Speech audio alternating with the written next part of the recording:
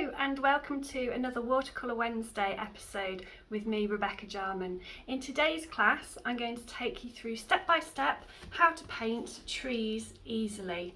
I'm going to break down the session to make things nice and simple for you. We're going to look at wet and wet washes. We're going to do a little bit of dry brushing to create texture and some lifting techniques too. We're also going to talk about the how to create distance in the landscape, which is really important too. And stick with me to the end of this video where I'll have 6 tips for success. So let's get started. So as you can see, I've already painted an extremely basic landscape. I've just used ultramarine blue for the sky and mixture of sap green actually and green gold for the foreground, the landscape itself. So I just drew a very quick pencil line for a horizon and painted those quick washes in. But today's class obviously is all about painting trees, and I'm trying to make it as easy as possible. I'm going to break everything down for you so that you find it nice and easy to create your trees. So first of all, paint yourself a very basic landscape so that we've got somewhere to sit our trees. So I'm keeping everything simple today in this class, and I'm just using 2 brushes, a number 6 round and a number 8 round, and I'm going to be using the sap green and the green gold paint. I may also use some ultramarine blue, possibly to darken the green a little bit, and to paint in the tree trunks I'm going to use the burnt sienna as well. So let's get started. So first of all, the trees I'm painting today are going to be in full leaf. It's a summer landscape that we're painting, and I'm going to take my number 6 brush and I'm going to mix up. I've already got some of the green for the wash that I put down earlier on, so I'm just going to add a bit more water to that. So this is a little bit of sap green mixed with some of the green gold. And what we're going to do first of all is paint a tree in the foreground. So this one's very close to us. If you feel it necessary, take a HB pencil and draw an outline shape. That's absolutely fine, but I'm going to go straight in with the paint. By the way, you can use any green that you have in your palette. You don't need to mix up using these specific colours. You just need to have a nice light green to begin with. So just testing this. And as you can see, this is very similar to what I have in the background. So what I want to do is just darken it slightly so it stands out a little bit. So I'm going to add a little bit of the sap green to that mix, just so that it's darker than the grass in the landscape. So now I've got something that's a little darker and it will show up against my grass there. So I'm going to use my number 6 brush and I'm going to paint a tree in the foreground. I'm using the tip of my brush, and because this is close to us, we want to make sure you load up your brush, but make sure the edges of the tree aren't, it's not a perfect circle. You want some disturbance at the edges. So you can see how I'm dabbing the brush down and I'm sort of using this scribbling kind of technique with the bristles, keep loading up more paint, and you want the bottom of the tree to be slightly narrower than the top. So as you come down, you can make it slightly narrow, and you want to just put that one layer of paint down, nice smooth wash. And while that's still damp, I'm going to add some of the darker green that I'm using, mix it slightly darker, and possibly a bit more paint. Okay, so that's the sap green, and while it's damp I'm just going to dab my brush into that paint towards the bottom mainly, because that's where the shadow is of this tree, and I'm just dabbing my brush down. Incidentally, I'm not putting dots down. So I'm not doing this and leaving gaps. What I'm doing is I'm dabbing my brush, but I'm joining the dots, if you like, and I'm leaving some little gaps, but you can see it's not a dotty kind of pattern. It has got some texture to it, and because it's on damp paper, it's blending nicely with the green that's already down. I'm just going to bring a few little areas of dark up the tree as well. So the majority of the dark is down towards the base, but there are a few little specks of dark towards the top. So this tree, in all of these instances, the trees that I paint today will have light hitting the top of the tree and shadow towards the base of the tree. And we're just going to let that dry. So this is the part of the video where I ask you to give me a like and subscribe if you'd like to see more tutorials from me. If you hit the bell icon, you'll actually get a little notification each week when I upload another Watercolour Wednesday tutorial. So let's get straight back to the class. While that's drying, we can actually paint the tree trunk. So I'm going to take a little bit of my burnt sienna. Again, so using the same brush, so you know we're not having to switch brushes, and I'm just going to paint in a really basic tree trunk there. And if some of the brown blends a little bit with the green or vice versa, then that's okay. Now, to add a bit of shadow on that, we could go into the ultramarine blue, mix a bit of that in to get a darker brown. And we can add that to the top of the tree trunk where it meets the bottom branches of the tree. So it's casting that shadow down the trunk. And also what we want to do is create a shadow on the ground. So I'm just going to rinse off my brush and I'm going to go back into the green paint. Just mix up a little more there and just paint a really basic, in fact I'm just going to adjust the position here, make it easy for me to paint at a slight angle. I'm just going to pop in a little cast shadow under that tree. Okay. So keeping it nice and simple, and then we're going to allow that to dry before adding some more texture to the tree itself. Okay, so I've allowed the tree to dry, and what we can do now, because it's in the foreground, we can actually apply some more texture to the surface so that actually it brings the tree even further forward in the painting. So I'm going to use my number 6 brush again, but I've used my cloth here and I've taken as much water out of it as possible. And I'm going to go into the sap green paint and I'm going to test it on the strip. Now it should be nice and dark, but it should also be dry. Can you see how that's just picking up some of the texture of the paper, but it's not leaving a smooth brush stroke. It's actually skirting along the surface and picking up some texture. So this is called dry brushing, and we can use this technique to add some extra detail to the tree. So using the sap green, my brush is nice and dry, just picking up a little bit of paint with no water. Okay, so my bristles were slightly damp, of course, but I've used the cloth to take as much moisture out as possible. So now I'm going to focus this dry brushing technique towards the bottom of the tree, the branches, the leaves, and just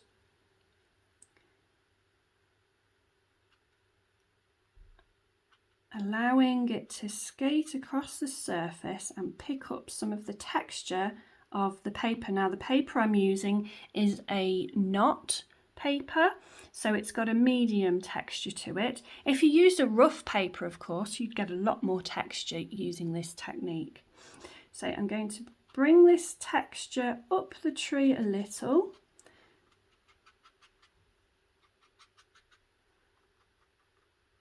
And let's get some darker green.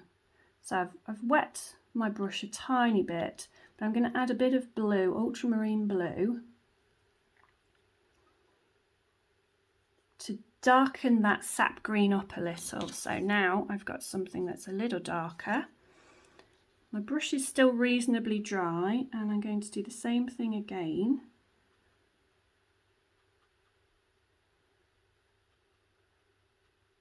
And I'm using my brush on its side, and I'm holding it just here like this.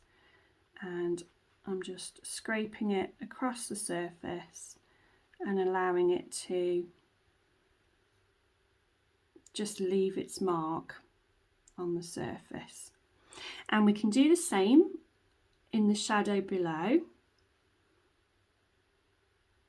Okay, and there we have much more texture. The other thing we can do at this stage, if we're not quite happy, if we want to lighten the top even more, because obviously the sun's shining down and the top of the tree might be slightly lighter, so we'll use the lifting technique. We'll take a bit of clean tissue paper, and I'm just going to grab my flat brush, and I'm going to wet it in my water. And I'm going to just focus on the top of the tree and then dabbing down hard with the paper towel and lift some of that green paint. Oops, that's a little bit wet. So you sort of use a scrubbing motion with your flat brush. So a flat brush tends to be a little bit more firm. The bristles are a little bit harder, and you're able to scrub away at that paint, and then basically you're disturbing the paint with the water. It's being reactivated, and you can lift it away with that paper towel. So just pressing there on the surface, and we've been able to create a kind of a light hitting that tree now at the top. If I take a little bit more away. We could also have done that at the wash stage, the initial stage. We put that light green down first, didn't we? Now I could have taken a paper towel at that point and lifted some of that out. So it's entirely up to you. I think you have a bit more control by using this lifting technique, using a brush afterwards, but give it a go anyway. In the wash stage, just dab in and remove, a little bit like we did with the clouds in last week's episode of Back to Basics. I did a whole tutorial based on creating skies and easy step-by-step techniques for the sky, and we used the tissue paper to remove clouds while the paint was still wet. So you can use that exact same technique to create texture and highlights in the trees as well. So next, I want to show you a tree or several trees that are a bit further in the background. So middle distance, I suppose we could call it. So just quickly mixing up a bit more paint. Again, I'm going to stick with my number 6 brush. Let's keep this nice and simple. And as you get further into the distance, your trees will have less detail. Your eyes sort of blend things together a little bit the further away they are. So this time they're going to be a little bit more simple. They'll have a lot less texture and a lot less detail. So let's go for it. So picking up some of that sap green. And this time I'm going to make a cluster of trees. So start off with one around there, and then perhaps one a little bit further back. Maybe another one a bit closer to us, so it might be a bit bigger. So think about scale. Try and vary the outline, edges of your trees and the shapes and things like that. If we want to mimic nature, then things are nature's quite random. It's very difficult actually to create that. Sometimes your brain wants you to organise everything and make everything very sort of similar. Repetitive shapes is what your brain wants you to do. So try if you can to avoid that. But this group of trees, we've got a couple of different layers of trees here. I'm just painting it off the cuff, if you like. I don't have a plan, and I'm doing exactly the same as I did here in the first instance, but the trees are slightly darker. The green is a little bit darker to begin with, and I'm going to just take a bit of the burnt sienna, and I'd still have some green on my brush actually, and that's fine. Now of course the trunks this time will be smaller, so they will be thinner and shorter, so just bear that in mind. This one's a little bit closer, so it might be a bit bigger. That one's even further away, and this one again is a little bit closer.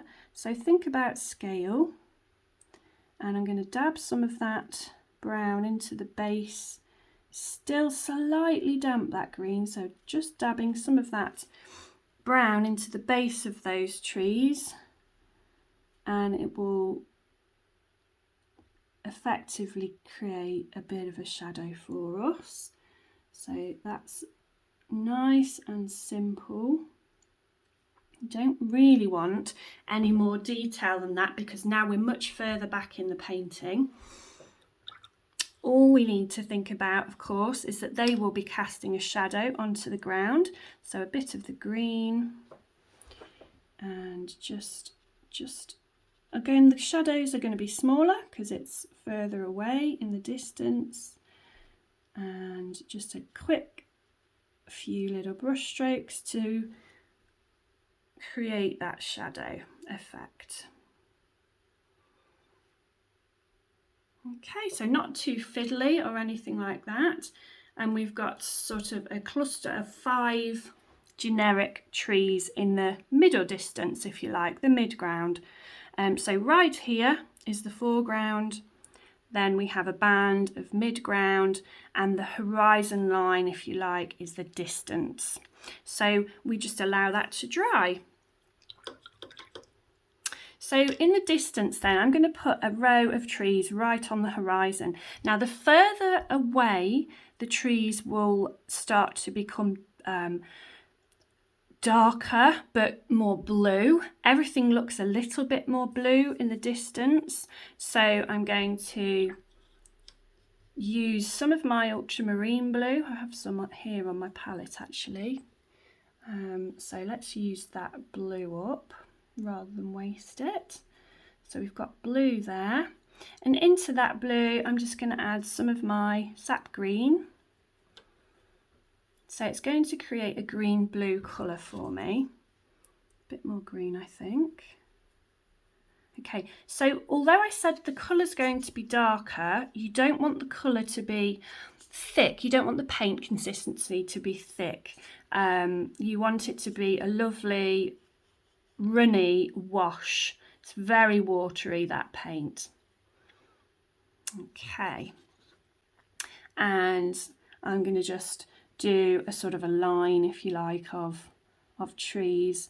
So there may be some variations in slight variations in height, but not a lot. This is just one row of the same tree right on the horizon. I'm going to have it going off the page to make it look a little bit more realistic. Maybe there'll be 1 or 2 coming down as well, just off that row. But you can see how this is right in the distance, and I'm just going to make them a little bit, the trunks will be a lot smaller than these trunks. So I'm just going to bring it a little bit further down to the horizon line, the shape. There we go. And then I'm going to just clean off my brush quickly. Take a little bit of this dark, it's really a dark green actually. This is the burnt sienna, with some of the sap green, because again, you're not really going to be able to identify a brown of the trunk, so we could just use the same colour that we've just used for the trees themselves. And just pull down some little trunks in the distance. Maybe a tiny bit more of this burnt sienna. There we go. So again, you know, this will have a little bit of shadow underneath it, but nowhere near as distinctive as the middle ground, and certainly not as distinctive as or defined as the foreground. So just pulling down some little trunks there, just using the tip of my brush, tiny little lines. Can just make out that they're tree trunks in the distance. And that's really all you want to do for those. However, we will put a shadow in, and it's exactly the same colour as we've just used. Just a casted shadow underneath those trees. Okay, so very, very simple in the distance. And then we've got the midground cluster of trees, the little bit of detail, not a lot. I suppose what you could do is you could lift out a little bit on there, but I wouldn't do much because you don't want to draw your eye too much. Although you want the viewer to cast their eye across the painting, if you start doing lots of detail on midground objects, everybody's attention is going to be drawn to that. And actually, usually what you want to do is you want to have one or two items in your painting that are right in the foreground that have a lot of detail, but then your eye should lead sort of naturally around the painting. And as you go back in the landscape, certainly you get less and less detail. Everything becomes a lot more sort of blurred into one, if you like. So that bunch of trees on the horizon has morphed really into one long shape and a couple of little individual trees there. But other than that, there's no detail on them. So that is creating that sense of distance that you want in a landscape. Looking back at this one in the foreground, we could go a bit further. Now it's completely dry. I could use, you could use a fan brush. If you've not seen a fan brush, they look like this. I don't really use mine very much, but basically what you want to do is pick up some thick paint on those tips, and then you would sort of dab down with that and create some almost like individual leaves, if you like, in that shadow section there. So you could do that on top. So that really is level 3, if you like, layer 3 of the painting. So you could do that, but I wouldn't do too much of it. That is ample. I wouldn't go any further with that. You might want to add a little bit more detail to the shadow of the tree trunk. So you might want to get a bit of a dark green going, just to layer on top of the shadow here of the tree, just to darken that section slightly. You know, that's really all I would do. Just keep it nice and simple. So let's just recap what we've got. So trees in the foreground, then you want to have a nice basic shape, but break up those outlines. What you don't want to do, I find happening a lot, people tend to do a sort of a very round shape, and then a tree trunk off the bottom. You know, that's extremely round and very flat on the edges.